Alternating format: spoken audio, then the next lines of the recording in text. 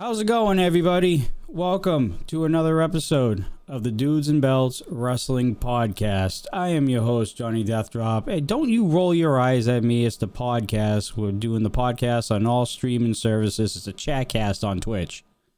It wasn't rolling my eyes at that. I saw at that. all. No, that had nothing to do with it. And what was it? There was a recently highlighted message that made me necessitate the amount of eye rollage that you saw. I see. Okay. Yeah. It had nothing to do with... It was just perfect timing then. It was. It really was. But it had nothing to do with it. I know I'd give you a grief about that before, but no. Not this time, bro. Not this time. Pick and choose your battles, and I think somebody chose one. I am your host, Johnny Deathdrop, and boy, do we got a show to talk about today. Let's introduce the panel for tonight. We even have a return here on tonight's episode. On the top left, we have the one that lives way up there on the east coast of Maine, the inventor of the Lighthouse Grading System, the one and only Coastal Crusader. What's up, everybody? Happy Sunday. What a big week in wrestling. We had some returns.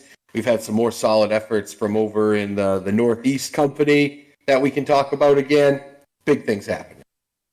On the top right, we have our resident masshole himself, the one and only Marky Pins. That is right. What is good? I am the masshole, and yes, what a week. And speaking of returns, there was a big return in AEW we're going to get to, her name being Saraya, who's absolutely huge. We'll get to the other one, too, at the same time, but it was a big week in wrestling, and we're going to have a big show here tonight. And oh, my God, who is this guy? This guy, after a month away from Dudes and Belts programming, he is the one and only Sunday Night Savior, the other Jeff. Thank you guys for having me back. I was out on assignment, trying to figure out if Triple I was actually human or not. He's not. But yeah, I mean, you guys got to catch me up a little bit. I've been a little off the grid when it comes to just about everything, wrestling, everything related, with a lot of life changes going on here, and now I'm trying to get back and settled in. So hopefully, it's a nice, smooth transition. It looks like you're doing good so far. Mm-hmm. All right. As always, folks, and I always have to say this, and it will be followed by our disclaimer from our one and only Coastal Crusader. This show and all other shows that are on these platforms are strictly opinion-based. We are not experts in the least, and Coastal Crusader will take it from here. The opinions and expressions of the Dudes and Belts Wrestling Chatcast are those of the dudes and only the dudes and do not reflect anybody else except the dudes. This is for entertainment only and is our opinion. Bravo, sir. Magical disclaimer that just went over the airwaves. Bravo, sir. Well done. All right. We got a few topics to talk about on this episode tonight, so let's get right down into the meat and potato, shall we? All right. First off, and let's just start with this one because it was one of the biggest things that happened in wrestling this week. Saraya, formerly known as Paige, made her return to wrestling, and she debuted on AEW. Let's get your opinions on the return first before we kind of dig a little bit deeper into it. I think it's the shot in the arm that AEW needs right now. The one bright spot of the last month of AEW has been that women's division. It just gets stronger. Even with Thunder Rosa stepping back, you now have Saraya coming in. That's a big return because not only is it her, but it really plays into a good dynamic of how she returned. She came out with, when Britt Baker was attacking everyone, with Jamie Hayter. Jamie Hayter, Saraya have history. They're both English. They both trained together for a while. It's a good dynamic of work. It puts a lot of storyline stuff in. How much work she's going to do in the ring, we don't know that yet. But hopefully we get to see a decent amount. Not as much as Bryan Danielson. I don't think that's possible. But I think it's a great return for AEW, and it's going to start to bring some stability and draw a little of that light off of the bad things that are happening in that locker room. I think that's a huge part of what this is. Like, so far, what I've seen, she's not medically cleared yet to go in the ring, at least as of a video I saw 2 days ago. She was not medically cleared. However, that's not necessary at the moment. She could still come out. She could still have the stick in her hand. She could still talk. She can explain. She could be an authority figure. She has many, many roles that she can play. And just her presence being there, like Coastal said, it was like exactly how I was going to lead into it. I had to think of something else. It is the shot of adrenaline in the arm that AEW needs right now in their women's division. And also, I think it is huge that this is a good piece of publicity in light of everything that had happened after All Out and the scrum and the fight and everything else. Whether you believe it's a work, whether you believe it's legit, either way, it's irrelevant because I think AEW has been making some really good steps in much more positive directions to get people's minds off of the garbage that's been coming out over the last month and really start looking forward and moving forward. I think Saraya is a huge shot in the arm. AEW had a hell of a week last week with Dynamite and with Rampage Grand Slam. I think it was huge for them in the much more positive direction that they really, really needed. And Saraya just brings that element of both. You know, the new school, she's not Paige anymore, but everybody remembers Paige. They remember who she was. So she attracts multiple demographics. The AEW fans know who she is, but the old school WWE fans from before AEW remember who she is. We've been waiting for her to come back. She's been one of those returns. Is she ever? No, she's hurt and all that other. But now that she's back and she's actually here in a ring, it's huge for AEW moving forward, especially for their women's division. I'm right on with you guys with it being a huge upgrade to their women's division. And Maki, so I know you mentioned that you've heard something where she wasn't medically cleared. She kind of tweeted something that might make us believe the opposite, that she is. She tweeted something not that long ago. Where is it? It says, "Ignore the dirt sheet clickbait. See you Wednesday on Dynamite." That was after all those reports came out of her being not cleared. So she didn't exactly come out and say she is cleared or she is wrestling, but it does lead you to think that sooner or later, and more on the sooner side, she is going to get in the ring and compete. And I think that's a huge step for her. I think she needs it for her mental well-being. She's a wrestler. She's been wrestling her whole life, and to get that kind of taken away from her, that's a big thing for somebody. And now she can get back in the ring. She can compete. AEW is the perfect company where she basically only has to compete once a week, if that. They don't have house shows. They don't. You know what I mean? She could show up on Dynamite and then pay-per-views and such, and not take that pounding of being on the road with a WWE-like schedule. So I think this is ideal for somebody that's been through what she's been through. Same idea as Bryan Danielson. I wouldn't doubt that Bryan Danielson going there had a lot to do with her going there. You know, they've had a similar path. So I think it's huge. I think she can become an immediate player because of the name, the history, the everything. She could step right in and be a competitor for either the AEW Women's title or the TNT title, the TBS title, anytime. Well, immediately or build it up however you want to do it. Like if you want to put her in a feud with Jade Cargill, I'd be okay with that. A little worried Jade Cargill still is a little stiff and rough to go right into that with somebody who's had a neck injury. But yeah, anything else? I mean, I like you said, huge shot in the arm. It's a great way to put it. And she's such a star. She's she would have been what Charlotte became before Charlotte if she had the time to really put it together in the WWE without the injuries. I think I don't think I would put her with Jade right away just because of what you said. Jade's very physical right now. She's still raw. I would like to see her work with Serena Deeb. I think Serena could take care of her a little bit. Oh my goodness, make her still look good and also be able to train her a little bit while they're in there, knock the ring rust off, you know. I'm sure Madison Rayne, who is the coach of the women's division, has talked with Saraya and seen what they want to do moving forward. You raised an interesting point. Was she brought in, though, Sunday, to give Jade Cargill someone with legit name to beat her? Because right now there's no one in that women's division other than Britt Baker I can see beating Jade Cargill. And Jade has to lose that TBS title to go for the AEW women's. I mean, there's other people I could see beating Jade because you can do it You can do it a bunch of ways. Well, you could do it triple threat. You could do it without her getting pinned. Or you can do it with a distraction roll up. You can do stuff like that too. Or cheating, just flat out cheating. Somebody comes in, hits her with the chair. Like that type of thing. But if you said Jamie Hayter beat Jade Cargill, would you be shocked? If I said Kuroshita beat Jade Cargill, would you be shocked? Sheeta, I would. Athena, Sheeta, I would. Hayter, you're right. Baker. I wouldn't. Baker, I said Baker, probably not. Yeah. But those ones I wouldn't be shocked to beat Jade Cargill. But yeah, it would make more sense to have them beat Jade Cargill with some shenanigans if you want to keep Jade as this Goldberg ultra strong.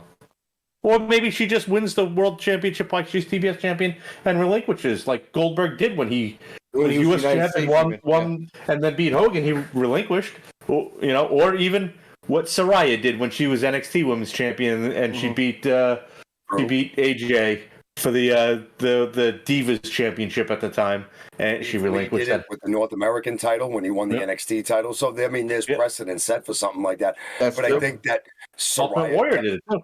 Yeah, Saraya does bring an uber sense of legitimacy to that women's division right now. Once she's cleared or once she's able to get into action, she showed up and everything like that. That doesn't necessarily mean she's ready to be in the ring. She may be, she may not be. We'll have to just keep watching to figure it out. But even if she does nothing but comes out and talks for the first couple weeks, she will have your attention and you will listen to what she has to say. And every woman in the back is going to listen to what she has to say. She brings an instantaneous legitimacy. Where now it's not just, a bunch of women chasing around. No, now there are legitimate threats. Now there are legitimate big-time matches that can be had. And Serena can climb that ladder to the top of the division and start facing people like Jade Cargill. Mm-hmm. I also think that bringing her in, she can now talk to people like Bryan Danielson. And she probably has even reached out to Edge, too, saying, okay, what can and can't you guys do with your neck and head injuries? What has been the protocol of how do you protect yourself in a match? She's picked the brains of her friends and colleagues about how she can safely come back and do this. She's not a low intelligence wrestler. She's she understands wrestling. Like Sunday said, she grew up wrestling. She understands it better than most other women in that division, probably. So she's definitely picked the brains of, okay, how can I safely contribute to this division? So I think once she's cleared, it's going to be very interesting where she inserts herself. And it raises your point right there, kind of raises another offshoot question with AEW being, run a little bit of a different style than WWE, a little more faster paced, much more high flying, much more flippy stuff, I guess you'd say. Will she be able to fit in to that style of the AEW fan and still get herself over like crazy? Because, the pop was deafening when she came out. It was absolutely deafening on the show. But then when she does start working in front of that particular kind of crowd, do you think there'll be any kind of acclimation into more of the AEW style with more of the AEW fan base? I think she's smart enough to be able to know that. I think there's going to be a difference, but at this point, do we think that she can kind of transition to that style, make it a little more high flying, a little more what's the right word, kind of less concerned about your own safety in a way, with the way some of these people throw themselves around over at AEW? Because it is a much different style. It's much faster paced than WWE style was, especially when Paige left that locker room. We think there'll be any kind of adjustment period to her, or do you guys think that she'll just kind of fit in?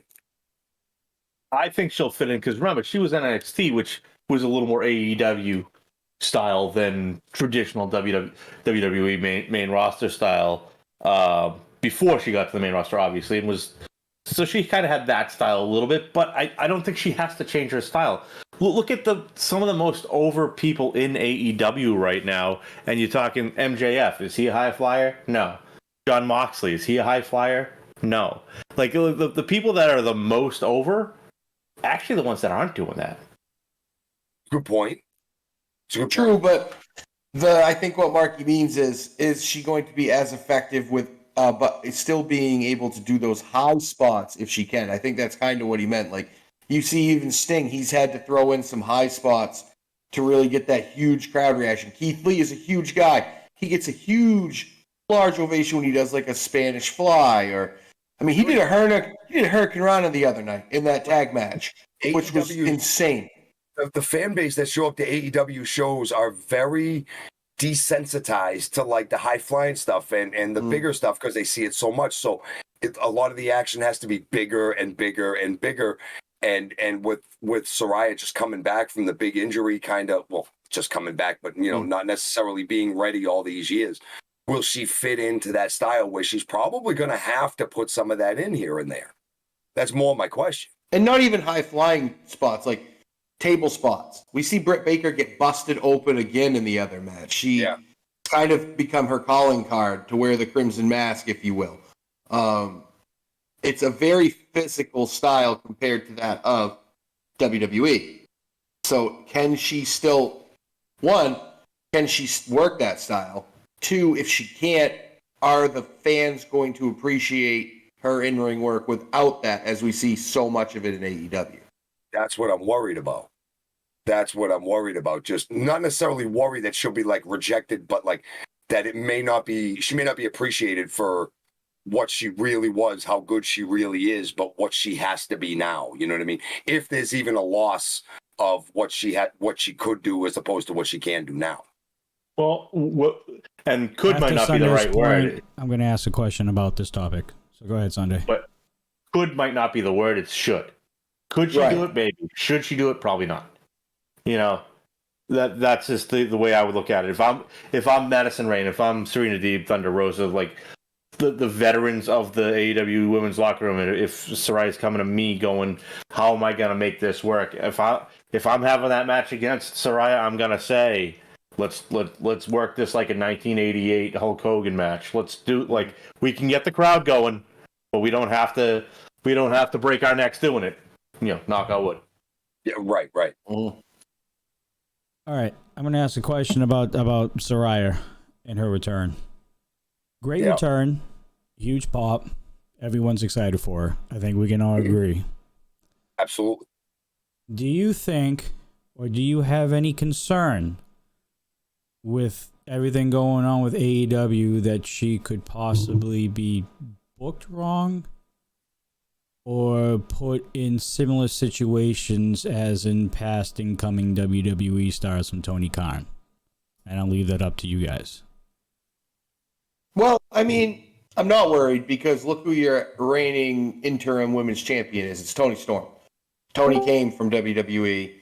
She was booked strong right out of the gate, and she's continued that. I think Tony Khan, if he is booking the women's division, I don't know if he is or not. I don't know if Madison Rayne is. I don't know if it's a committee. Whoever is making that up needs to take a lot into account. They need to take in her health. They need to take in, yes, as Sunday said earlier, they only work one day a week, but I mean, she's going to be out there possibly for an interview in the first part of it, and then Dynamite, and then is she going to be on Rampage too? It's one of those things like, how do you work her in safely? That could lead to some interesting booking. You can't have her squash people right out of the gate, I don't think. It would be a mistake. You have to protect her too.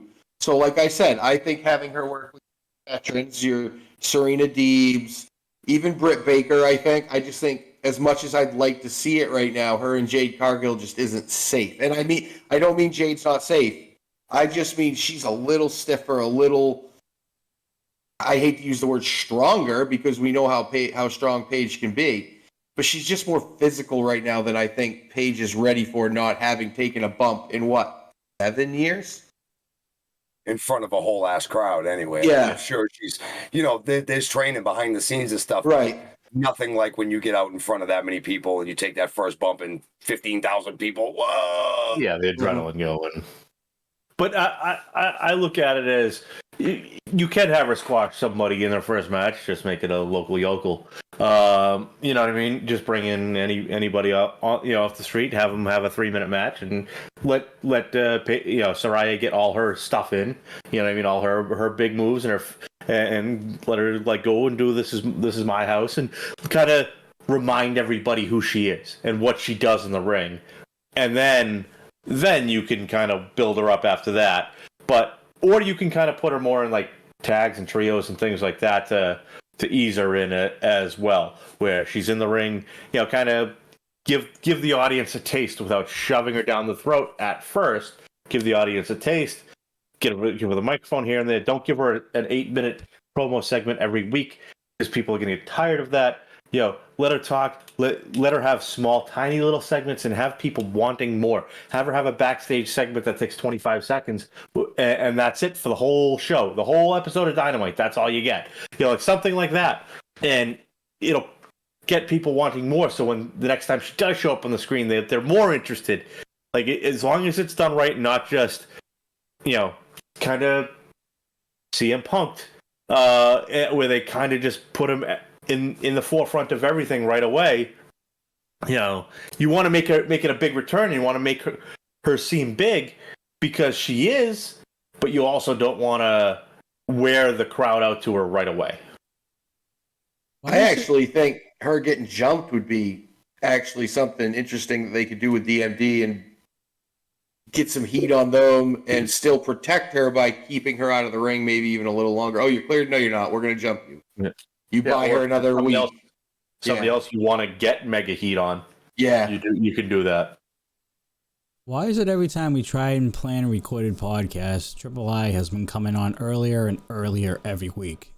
I don't remember the last time we saw him on a Sunday night at 9:30. What's up, buddy? This won't last forever. Don't you worry, Johnny. He's the best bowler in the world, and he just threw a 12-bagger and showed up. Well, yesterday I was decent, but today, today my team, it was like 3-on-1, so just get out early. Yeah, nice. So, what do you think of the Saraya return on AEW? I think it is a jolt of lightning needed to the women's division in AEW. I think it adds legitimacy to the women's division in AEW. And they have to use her correctly. And I was listening to Sunday's points, and I agree pretty much every single one. What they have to do is kind of, and hear me out, when CM Punk returned a year ago, like over a year ago or close to a year ago, whatever, you kind of want to mirror that, but maybe to a lesser extent, a tiny bit. Like when CM Punk came back, he didn't wrestle right away, and he didn't go after the top guys right away, and he didn't go after the championship or any titles right away. He weaned his way in. And yes, CM Punk's the biggest child than Saraya, I get that. But you kind of want to maybe mirror that, but a level down, and kind of go from there. Like Sunday said, you don't want to get them too much too soon. That's the worst thing you can do. This is fresh to them. It's not just them. It's fresh to the whole wrestling audience, not just AEW. So this is a breath of fresh air. So enjoy this breath of fresh air. Don't let it suffocate you right away, essentially. She has to be a face. Without a doubt, she has to be a face. Who's your biggest face, woman's face in AEW? Help me out here. It is Toni Storm and probably Thunder Rosa, who's injured right now, and actually, someone who's not in the title picture but is incredibly over as a face is Willow Nightingale. That crowd pops every time she comes out. They do. I don't think she's a top baby face, but I think. But I think Saraya, with the crowd she is, maybe not like ratings wise, program wise, with the crowd she's super over. Correct. So Saraya has to be a baby face. I think we could all agree on that without a doubt. And then you build that carefully, use her carefully.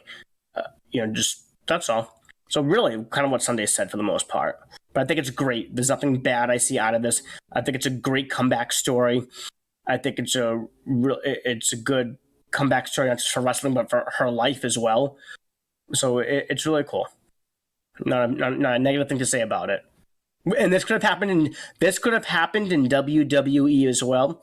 I would have felt the same way. Mm-hmm. All right. I think Saraya just coming back like this, I think it's just good for wrestling in general. And it was maybe either overlooked by WWE or just quietly made sure that AEW won this one. But I think this is a big, big win for AEW to have Saraya on the roster now. Even if she doesn't wrestle for a while, even if she like just comes out and talks and here and there every other week or something to that effect, this is a big win for AEW. Exactly, Marky, and just build off of that. First of all, she doesn't even have to wrestle right away. Just Sunday said, cut a 25-second promo, in the ring or whatever. Then she can get beat down another week, and then she could, interfere in another week. You could build weeks before her first match, just like they did with CM Punk. Second of all, it's great for AEW, Marky, not just because of the women's division, but in general. After all the turbulence that they've been experiencing the past month and a half, with everything. Yep. This is going to rejuvenate them for the better. And this will hopefully portray them in a more positive light. And it will boost the morale as well, I feel. And it adds star power as well, whether you're a female or not. It adds star power. With CM Punk gone, the Bucks gone, and Omega gone. I know it's temporarily, I get it. And then, House of Black, a couple of members are gone as well. And then a few other stars we don't see on a weekly basis. I mean, this is huge. It's not just any female making their return. It's Saraya. It's big. Yeah, that is big. And from almost, I think you could almost even say there's like a generational return because she's been out for so long, but she wrestled for a long time before that. So she's encapsulating two, maybe, or like in between the two generations of fans, like that, like the AEW style, a lot more faster paced. And, less long-term storytelling, but like larger right now reactions, as opposed to the WWE style of old school style of like slower building things. She meets both of those criteria and attracts both of those fan bases. Huge win for AEW. All right. Moving on to a topic that we talked about last episode. So my question to you guys now that we've heard rumors this week, do you still think it's a work with CM Punk? Oh, this again. Because over the week, there are rumors that AEW and CM Punk are not on good terms and that there is a buyout in the near future. Now, again, speculation and rumors, not official. Remember, disclaimer, not expert. Right. I am of the mind to think that it's not a work anymore. This is real, and CM Punk is not going to wrestle in AEW. Say that last sentence? I'm sorry, I didn't hear that last sentence. CM Punk is not going to wrestle in AEW again. Oh, okay. Yeah. Yeah, I don't believe. I believe he's probably wrestled his last match for a major promotion. Yeah. Could I see him doing some sort of, charity event somewhere or something like, memorial event somewhere or something like that? Yeah, but I'm pretty sure you won't see him wrestle for WWE. I'm pretty sure you won't see him wrestle for AEW, and I don't think Impact's got the money, or GCW's got the money. There's only one company. I mean, and I doubt he's going to Japan. If he did, it would be for Wrestle Kingdom. It would be a one-off. But they have too good of relationships with AEW and Ring of Honor. Yeah, true. Yeah. So I'll add to it. I think it's also a shoot, and I do not think it's a work whatsoever. You didn't think it was last week either. Exactly. Yep. So I do not change my stance on it. My opinion remains the same. For the same reasons as I mentioned last week, which I will not rehash. I will say this: how old is he? 42 or 44 years old? He's around there. So he's earned a lot of money in his lifetime. Great, and I'm sure he's very responsible with it. But 42, 43, 44, it's still very young to not work again. So that's one thing to keep in mind. Second thing to keep in mind also is, do you want to he does not come back to AEW. My lotion almost fell. Excuse me. Oh God, that would have been a disaster. Oh God. Yes. So he doesn't come back to AEW ever again. Okay, I could see that. Makes sense. But do you want to end your wrestling career on a sour note like that? Can he live with himself like that? And the past year he's been with AEW, he's talked about how much he appreciates the fans. He was a face the whole time. And how much he appreciates the fans, how he would never lie to them, blah blah blah blah blah. Do you think he can live with himself knowing what he did to the fans by his actions? Do you think he can live with that? So I don't think we've seen the last of him in a wrestling promotion in general. I don't think so. I think maybe it is a possibility we see him in WWE. You don't know. But Never say never. Well, of course, never say never. He did call Triple H a doofus. Hold up. Let Marquis say his piece before we go around again. Well, look, I'm just going to be very brief with this. I'm still not 100% convinced. I know everything that has been said and everything that what you guys think about it. I get it, but everything is still, we're almost a month out from All Out, and all we still have is a bunch of rumor and speculation. The closest thing to actual hard evidence is somebody thinks they saw a bite mark on Kenny Omega's arm. And it could have been a bite mark and it might not. There's nothing that's really been concrete. It's been a lot of, and I'm not just trying to be tinfoil hat here. I've just watched wrestling a very long time. And I know that sometimes people like to work the crowd more than they like to work their opponent. And it's something that, oh, Titus, stop it. And it's just something that can be taken both ways so much, but it's becoming so real in one way that I'm not holding out hope, but I haven't been 100% convinced yet, to be completely honest. I am a CM Punk mark. I absolutely love CM Punk. I will watch CM Punk. I don't care what promotion he's on. I will watch the show if I can at all see it. I'm just not, if I was going to do this, and if I was the promoter, Punk would have been the guy I would have done this with. And I don't know. I'm just not 100% convinced on it. I'm really not. For me, the hard time I would have with that whole line of thinking is how they just did everything, how everything has just gone down with MJF at the same time. So it's, you know what I mean? Like, what better way to put the focus on MJF than to get rid of the top four guys? But my point is where everybody was wondering if the MJF stuff was. But I'm wondering if everybody was wondering if MJF was, the whole thing was a work or a shoot and all this stuff, and now you're doing it with Punk too. Like, if it wasn't Punk, I could see it, but with it being Punk, I could see he's that kind of a dick to do all the stuff that they said he did. You know what I mean? If they were trying to tell me that John Moxley did that, I'd be like, I don't see that from Moxley. I see it from Punk though. Yeah. You know, and with everything that Triple I said, point. You just made my point that if you were going to do all this stuff, you would do it with Punk, because you'd be like, I see that he'd do that, and you'd believe it that it would have happened. But because I'd see that he'd do it, I really think he did it. You know what I mean? And I can see that.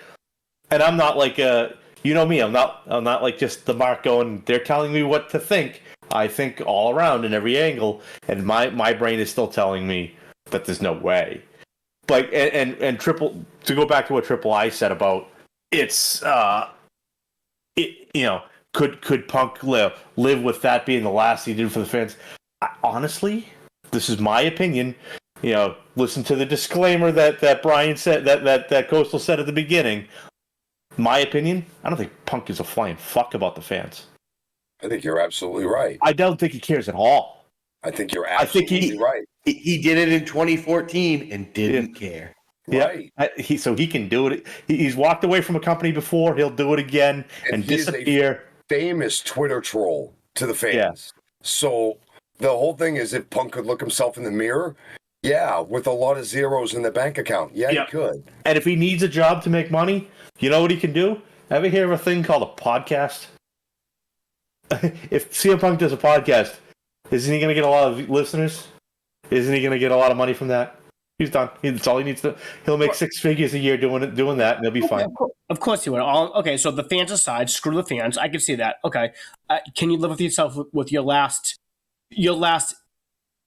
lasting image of you, your name, your reputation, your image in a wrestling ring being of that? Forget the fans. Just, can you live with yourself being of that? The last thing he did was win a championship. Right? Yeah, the last thing he did was win a title. Right, you're right. You guys are all right. But here we are. We're still talking about Let him talk. You're right, Coastal. He won the title. Sunday, you're right. They won the title. That's the last thing he did All Out. But here we are, a month and a half later, and are we talking about CM Punk because he won the title at All Out? Nope. We're talking about CM Punk because of the actions following his championship match. That's what everyone's remembering him for him right now. Not that he won the title All Out. No one cares about that because Moxley's on the champ. And two, that wasn't the lasting image of Punk. The lasting image of Punk that we saw was the scrum and the post brawl that we read about. That's what people remember. Right. All that's still alleged. But that's what people are talking about, though. But, okay, right. I'll go it again. Talking about CM Punk. You're right, but they're talking about CM Punk because of what happened, not because he won the championship. But I don't think it matters. Yeah, in the end, 5 years from now, that's not what we're going to be talking about. 5 years from now, that's not what we're going to be talking about. We're going to be talking about how CM Punk kind of, basically lit some stuff on fire and left, just like we were talking about that when he left WWE. It's the same idea of how he left both companies. He's pissed off about certain things, about certain people's actions, lights shit on fire and leaves. So that's what he did before. That's what he's done again. Obviously we don't know for sure, but there wouldn't to throw one more thing at Marky here is there wouldn't be any concrete evidence yet. If it's real, there wouldn't be. In the age where everybody has a phone with a video on it, we don't have video of 4 of the tops. In a locker room? When was the last time you saw any locker room video from anything ever in a major company? From somebody's phone that made it out? Good point. Never. This raises another thing, though. You know how NFL... Okay. Hold that point. We'll continue this conversation after break. So let me mute you guys real quick. All right, guys, we are going into our ad break. We will be back in about 3 minutes.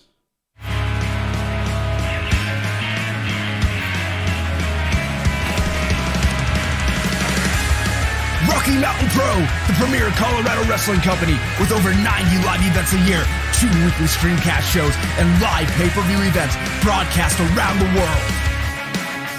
From performing at venues from our very own Wimmer Arena in Inglewood, Colorado, to the massive Ball Arena in the heart of Denver, Colorado.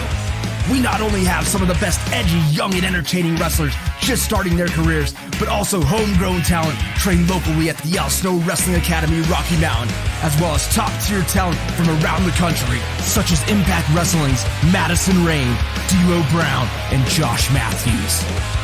Through our affiliation with Twitch, Rocky Mountain Pro and our performers have become one of the most interactive wrestling companies out there. You can stop by and chat with our commentators during our weekly Twitch exclusive show, or swing into one of our many performers' channels and have fun and great conversations.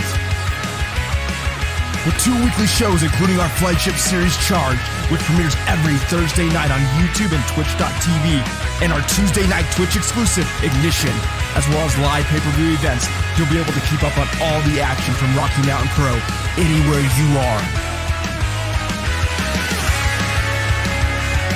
We also provide some of the best live entertainment for all ages. From bringing your kids to meet the stars and enjoy live pro wrestling, or grabbing a drink with your friends to watch some hard-hitting action, we have it all. And our focus is not just in the ring, but out of it as well. From Make-A-Wish Foundation to volunteer work, we pride ourselves on giving back to the community in which we operate. So join us in making this the new force in the sports entertainment world. Welcome to Rocky Mountain Pro. Pro Wrestling Elevated. Are you ready to begin your journey into the world of professional wrestling? Then look no further than the Al Snow Wrestling Academy Rocky Mountain in Inglewood, Colorado.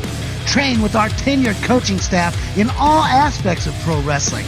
Take advantage of our many seminars where you'll get a chance to learn from some of the greatest minds in wrestling, such as Impact Wrestling's Madison Rain, D'Lo Brown, and Josh Matthews. So what are you waiting for? Go to rmpwrestling.com/train to start your career in pro wrestling today.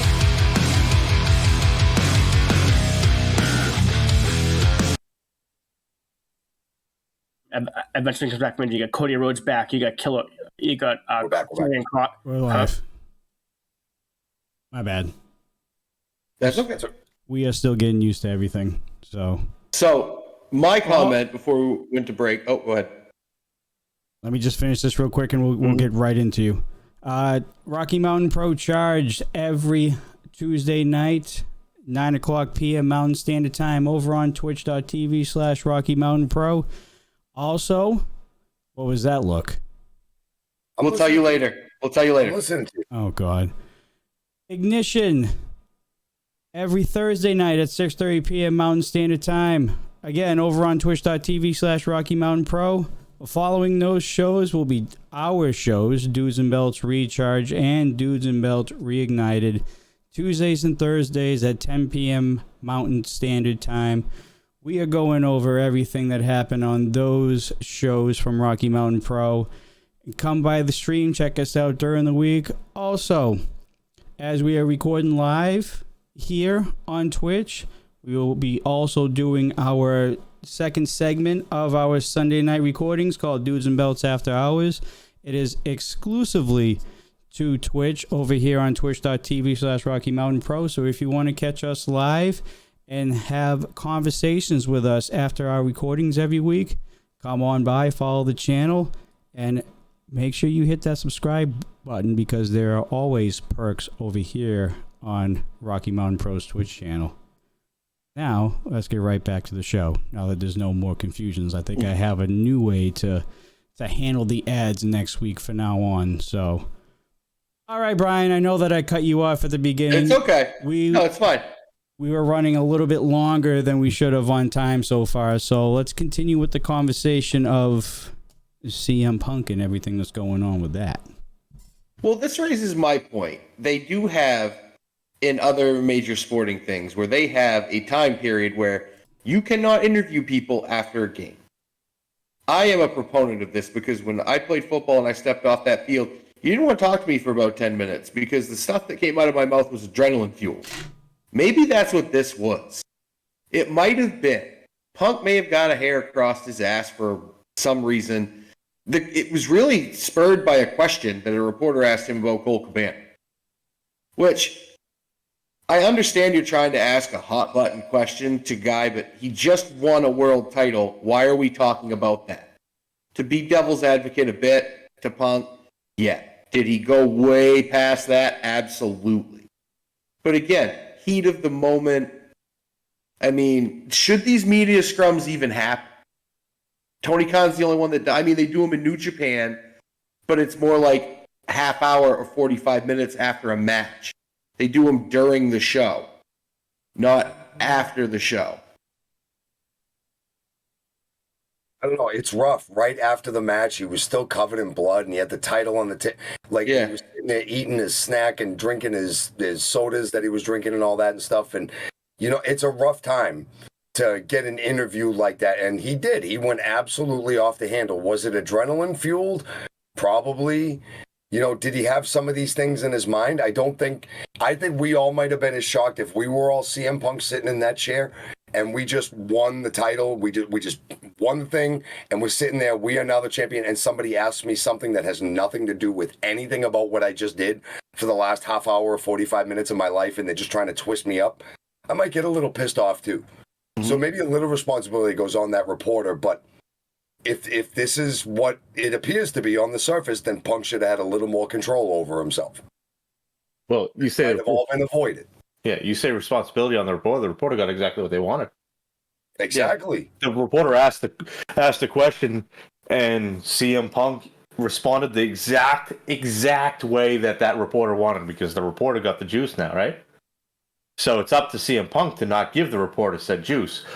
It's up to CM Punk when he gets a question he does not like just to say next question, and move on. And oh my God, the whole world is a different. Like you ever see Butterfly Effect? Whole world's a different. Whole world's a different place if CM Punk just says next question to that question. The whole wrestling world is a different place right now. Just says, you know what, I'm leaving, and gets up and leaves.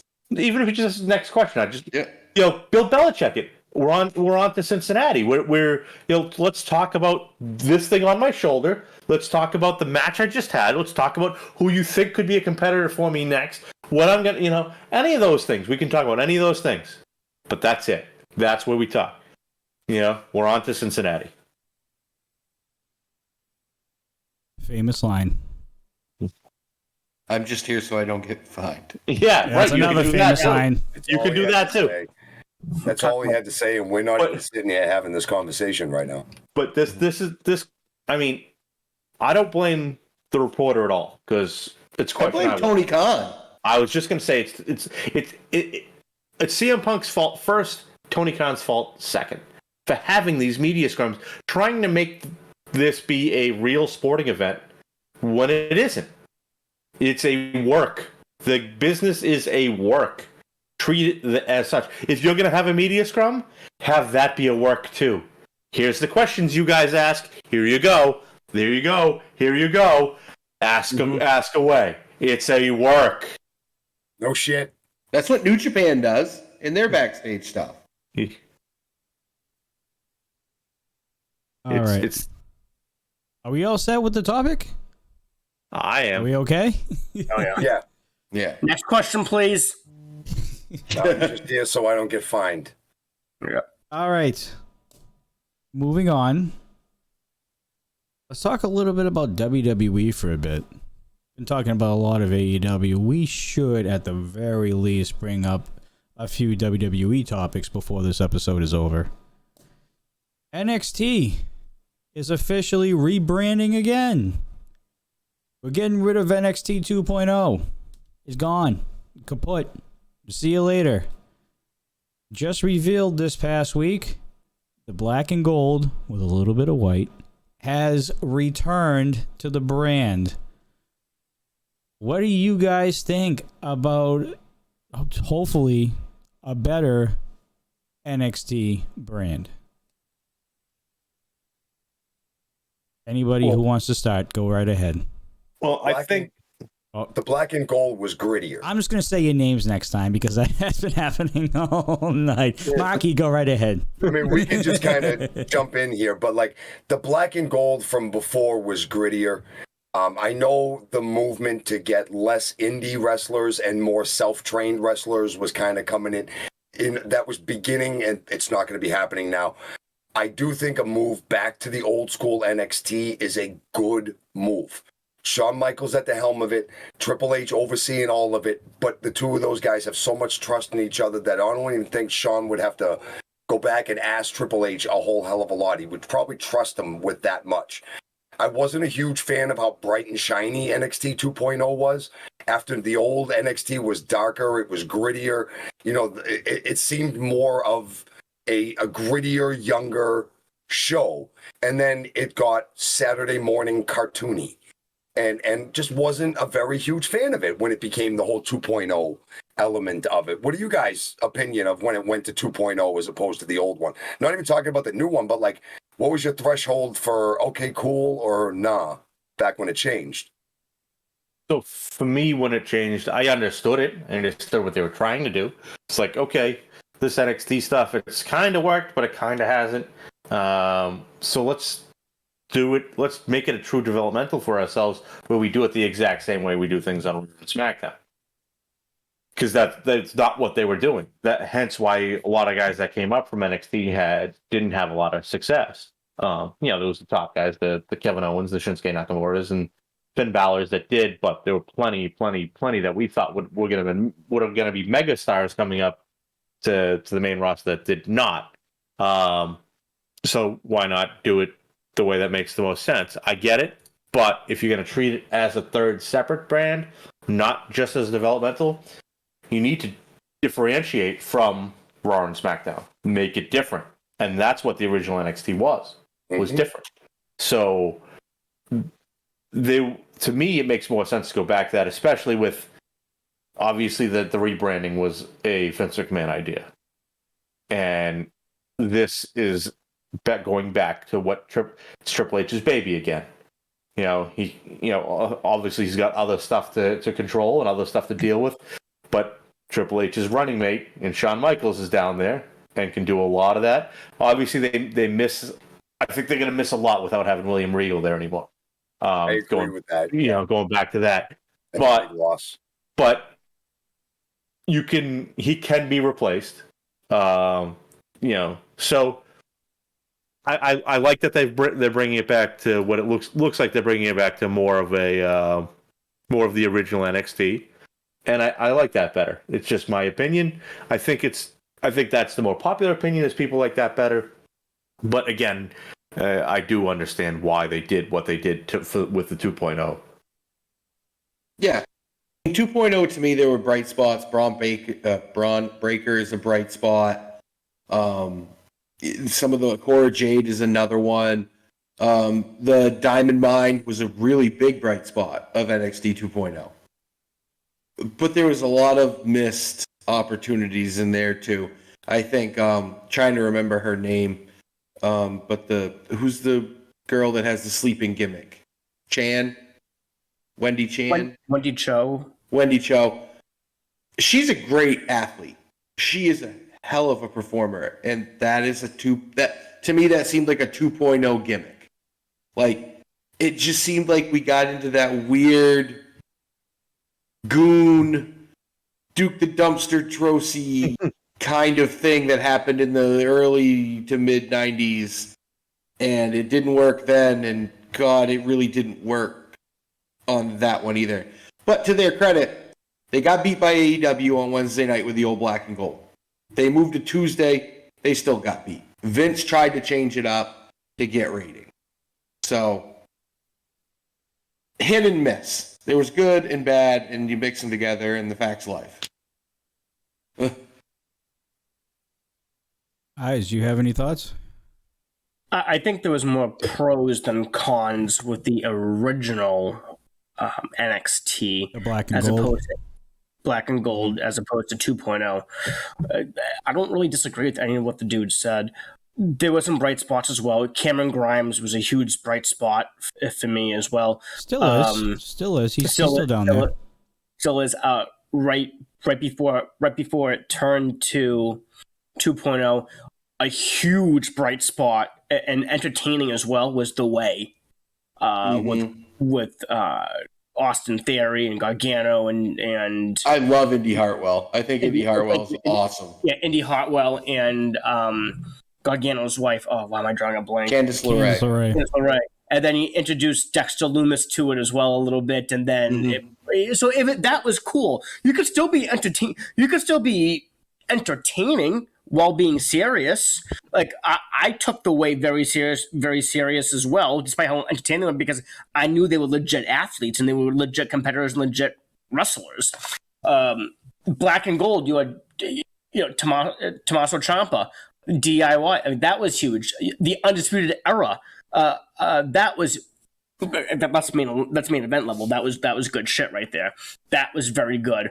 Even when they broke up, Adam Cole and Kyle O'Reilly, my God, that was unreal as well.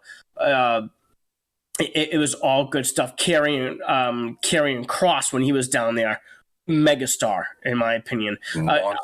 The list goes on and on and on, obviously. And I'm just talking maybe a year or two before it went to 2.0. I'm not talking back in 2016 and 17. I'm not talking now. I'm just talking like the year before it went to 2.0, give or take a few months or so. To me, that was more digestible, if that's the word I could think of, because I DVR everything, all right? And right now, when I work from home, I have NXT on the background because it's on Tuesday nights. And I'll put it on Wednesday mornings, and it's there for background. And maybe right now, and this is no lie, I'll tune in, and I'll fast forward through the commercials, obviously, but I'll tune in to maybe 2 or 3 segments only. That's it. Like, really tune in, even though I'm working. I'll tune in. Other than that, I'll just let it play in the background. Before that, when it wasn't 2.0, there was more segments I had to tune into because it was more intriguing, more interesting. I was more invested into it. Just whether it's just for my own personal interests or emotional or whatever the case may be. 2.0, it is a little bit more, you Duke the Dumpster Drosies and things like whoever said that was a good analogy. I get what you're saying, and this is not a knock on the caliber of talent of the men and women in NXT 2.0. It's not a knock on them. It's just it's like, when you put on a baseball game, it's background. It's something in the background. To me, that's what this was as well, for the most part. 2.0. So now that they're doing away with this, I think it's great. I mean, one last thing I'll bring up. We talk about how Sunday mentioned, Finn Balor and Shinsuke, made it huge to the roster. Imperium was huge right before 2.0. They were huge in NXT. Look at them now. I mean, actually, if there's someone else, I'm sorry, but they have a great program going on right now with the Brawling Brutes. I mean, so think of it this way, guys. Your last thought. Look at the quality of talent that came pre 2.0 to the main roster, and you have some hits, you have some misses, but a good amount of hits. And then look at the quality of talent from 2.0 up to the main roster, if any. Are there more hits or are there less? So one thing I will say on that is that the original NXT lasted a lot longer before they branched to 2.0. Oh, by far. So it's very hard to gauge. However, you could kind of see the trends from where NXT 2.0 was. Trends, that's a great point. Both points are well said.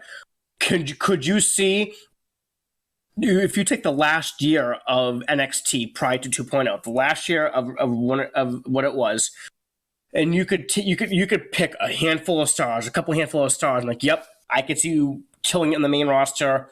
Yep, I guess you doing it in the main roster as well.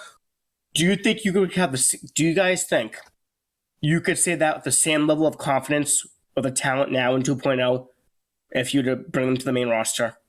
Maybe a few of them, but maybe a couple. Yeah, there's a couple. There's Braun Breaker, Carmelo Hayes. Yep. Cameron Grimes. Cameron Grimes, I was just going to say. Yep. Those, right. So we just have three. Where the year right before that, you had good 8, 9, or 10. So there's the proof in the pudding right there. All right. We have a few minutes. We should kind of touch the surface on this one because I think we're going to find out eventually, sooner or later, what this is going to be. And I'm not referring to Rocky Mountain Pro's White Rabbit. Well, White Rabbit has been playing off TV to the fans at these arenas for some time now, at least a week, almost a week and a half, 2 weeks.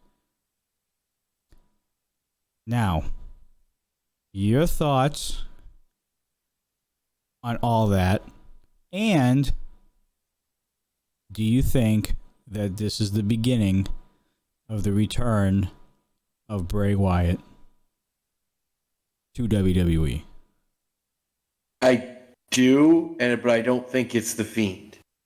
I think we're going to get back the original Bray Wyatt, the Eater of Worlds, the man who came and he would preach on the way to the ring, and he engrossed you in what he was saying. Even though it made 0 sense, it engrossed you. It made you feel something.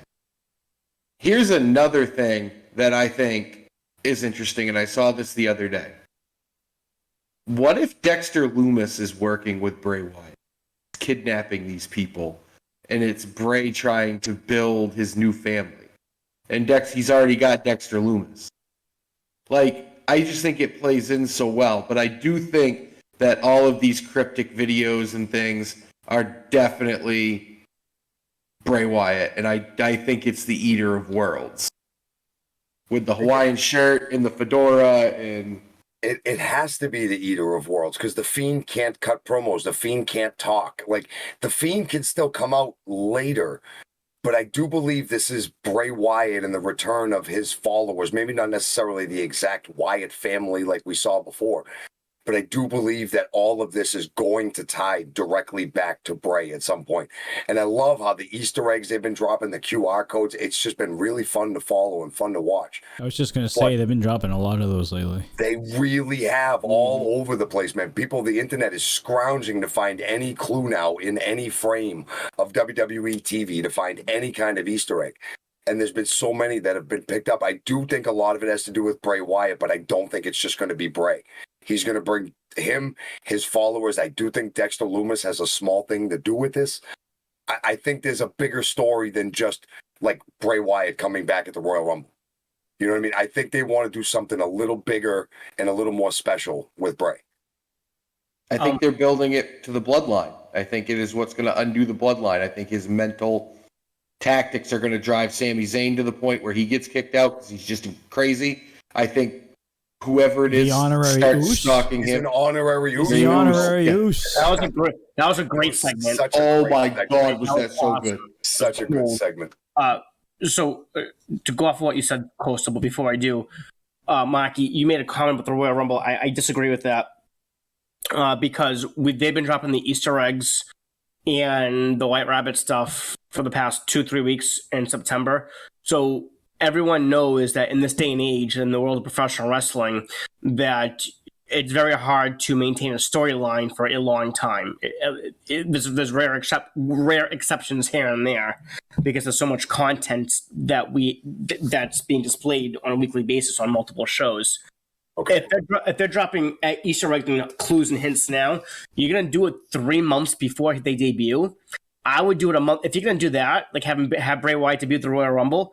I was speaking facetiously about it. Like I was saying, I think there's more going on here than just debuting Bray at the Royal Rumble. I don't think it's going to happen at the Royal Rumble. Oh, I misunderstood you. No, that would be stupid. That would be dumb. Everything that's going on now, that would be ridiculous to wait months. And then all of a sudden, he just comes back at the Royal Rumble at like number 30, and all of a sudden, Bray's back. But wait, what was all the White Rabbit stuff? No. Okay. I think all of this is going to tie in together, and I think we're going to see Bray earlier than that. I don't think it's going to be The Fiend. We're going to see The Fiend again someday. But I was speaking like that would be a waste. I don't think that would be very smart if they just waited till Rumble to like bring him back. Correct. Okay. Yes. This could be made far bigger than that. My apologies. I agree with you 100%. As far as the bloodline goes, so Coastal, I'm sure you've noticed, but there's already some dissension within the bloodline with Jey Uso and Sami. So they're so good. It's it's perfect. It's picture perfect when he goes. So good. Sami's got the handshake with Jimmy.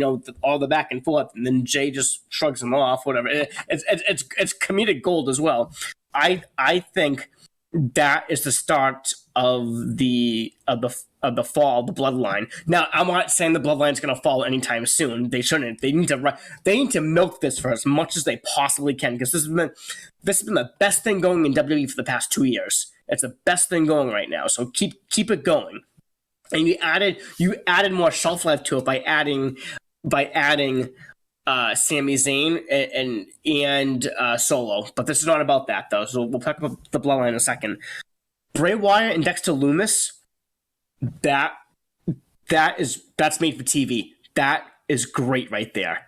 Now, my question to you guys is so yes, if we're talking about this, yes, I think Bray Wyatt debuts again with Dexter Lumis some way, somehow. They marry the two together some way. You have to, because you can't just Dexter Lumis's current gimmick is mimicking what he did in NXT. It's going to get old really quickly, and it's just going to outrun its course. So what do you guys do? So what do we do? What do we do then with Bray Wyatt and Dexter Lumis? Do you add more people to that? The Wyatt family, or whatever you want to call it? Do you add more people? And if yes or no, what's your goal? What are you going after? And I don't think it's the bloodline right away. I don't think so because they just added 2 members to it, so they're not going to destroy the bloodline right away. I don't think so. No, I think that comes at Survivor Series. I think that it happens at the end, but I think you just build it up as Dexter Lumis just keeps like kidnapping people, and the only thing left are how he draws pictures. It's just pictures of rocking chairs and lanterns. And that's all you see, where these people have been. And then you see him come out, and he has this huge painting, and it's just of like a rocking chair and a camp and like a cabin, and then the whole thing goes black, and you just hear "Follow the buzzards," and that's how Survivor Series ends. Is Dexter Lumis standing on the ramp, holding a picture of a cabin and a rocking chair. Everything's black, and you hear "Follow the buzzards," and that's how Survivor Series ends. Tune in Monday. And Bray does not come out? Nope. You just hear his voice. All right. What's going to make you tune into Raw that next night? I would tune into Raw regardless, even if he did come out. All right. We still haven't heard from the new guy. So I definitely think it's this rabbit stuff is Bray. I definitely think it is either World's Bray Wyatt, but I do think the Fiend is immediately involved. I think you just cut out the middleman of the Mr. Rogers Bray Wyatt. Just get rid of that dude. You have either Worlds and you have the Fiend, almost as if you have, you have Finn Balor and the Demon. Like the either Worlds is there, but when it's time for big stuff to happen, big matches, the Fiend comes out to play. So you can use both. The Eater Worlds is obviously the talker. He can put together a family. You almost have to with him because that's what that gimmick is he's a cult leader, is basically what the Eater Worlds Bray Wyatt is. So you have to have people behind him. I don't know exactly who it would be. Could be Dexter Lumis. I don't love that idea of it being Dexter because he just doesn't seem to fit in my brain. You could bring up people from NXT. You can do it a handful of different ways. Bring back Cross people. and Scarlet. So I don't want. I could see that, but I don't want it because then Karrion Kross is now playing second fiddle to somebody, and he just becomes Luke Harper. And how much we love Luke Harper, No, I wouldn't go that far down. No, but when you got Bray Wyatt, how he's not going to go above him. I want Karrion Kross and like Drew McIntyre just having 25-minute matches over here. I want Bray Wyatt over here. Agreed. Yes. So like I said, whether you bring up people, but whether he coerces Braun Strowman back, something like that. Whatever it is. What if you have him put together a cult, but it's not anybody that we know? You just have him come out and talk in the middle of the ring, and the whole ramp and everything is flooded with just these people who are all dressed identical and just standing there. And when people try and jump him in the ring, they just can't get through the flood of masses. Oh my God, when Triple I is so excited, he pops in erection just like that. He raises his hand. Go ahead. I was we the ones that's acknowledging my tribal chief. Coastal has a good idea, but I thought of something. Oh my God, I get excited. I should put pants on for this. But I can't believe I saw. I really am intelligent. But my idea is this. Bray Wyatt comes out, he debuts whenever, he's the Eater of Worlds, he's a cult leader, he's got a faction again, yes. And it's no one that we've used before. No Karrion Kross, no Braun Strowman, not even Eric Rowan if you have him return. No, none of that. They're on their own, they're doing their own thing. He develops a new cult, the new Wyatt family, whatever you want to call it. You bring up to that goes with it. From NXT Sunday, you said NXT. Joe Gacy and the Dyads. Yeah, Bring up them, and you really want to get you want to do one more? Add Cameron Grimes to it as well, because Cameron Grimes could pull it off. I have no doubt he could pull it off because he's lost right now trying to find his way, and he's in a program with Joe Gacy. The Dyads, Joe Gacy, Cameron Grimes. They go with Bray Wyatt. There you go. Then they could eventually turn into big stars down. That's a good idea, Ice. That really that's is. what you do with Bray. That's what you do. However you want to play that out, time, place, all at once, maybe a few at once, one at a time, whatever the case may be. That's what you do. He has to have a new family because the point of NXT, or 2.0, whatever, your ultimate goal is to get to the main roster and to be, to become a superstar that people are going to want to tune into, Raw or SmackDown or both. This is a way of getting them over to the main roster. 2, they're not going to be left on their own because they're under the tutelage of Bray Wyatt. 3, we're going to tune into them because it is Bray Wyatt. And 4, we're going to tune in them because with Triple H in charge now. It's more probable than not that it's going to succeed. That's what you do. Now, you guys could fill in the blanks of how this happens with the rest of the pieces, but that's your storyline right there. So it ends up being almost Last point. a like a higher power, an exalted one, like that type of thing, where Joe Gacy's been the leader, but he's like, I've been taking direction from, it's Loki saying I've been taking direction from Thanos. It's to be like, you think I was in control, but there was actually somebody above me pulling my strings too. So and introduce him to them. I'm with that. Like you could have Joe Gacy show up on Raw or SmackDown first. Joe Gacy and the Dyad show up on SmackDown first, and have him talk about him. He's coming. Like that type of thing. I'm just here to speak the good word of him. He's coming. Something like that. Right, and John, I know you said the last thing, but Sunday made a great point. You know how with the bloodline, Roman Reigns is your leader. You don't see Roman Reigns every week, and so therefore, when you and I know he's a new contract and all that stuff, that's fine. But when you do see Roman Reigns, you appreciate him more because you're not seeing him every week, so you can't wait to see him. Obviously, whether it's in a promo or a backstage segment or wrestling, you're excited to see him, look forward to it. Do the same thing with Bray Wyatt in a way. You necessarily don't see him every week, but when you do, you get really excited about it. And the reason why you can pull that off is because Joe Gacy, if he's in that faction, Joe Gacy can talk. He can wrestle as well, obviously, but he can talk, so he can be the spokesperson as well. And Cameron Grimes is very good. If he joins them, he is very good on the mic as well. He could hold his own too. So you have other people that could fill that role as far as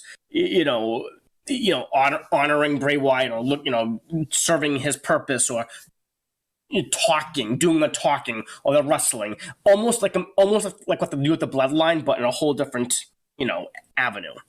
Hell, have him kidnap Sami Zayn, and that's how you have him turn on the bloodline because they don't come get him. Yeah, imagine how cool that would be. But that's what you can do with Bray Wyatt.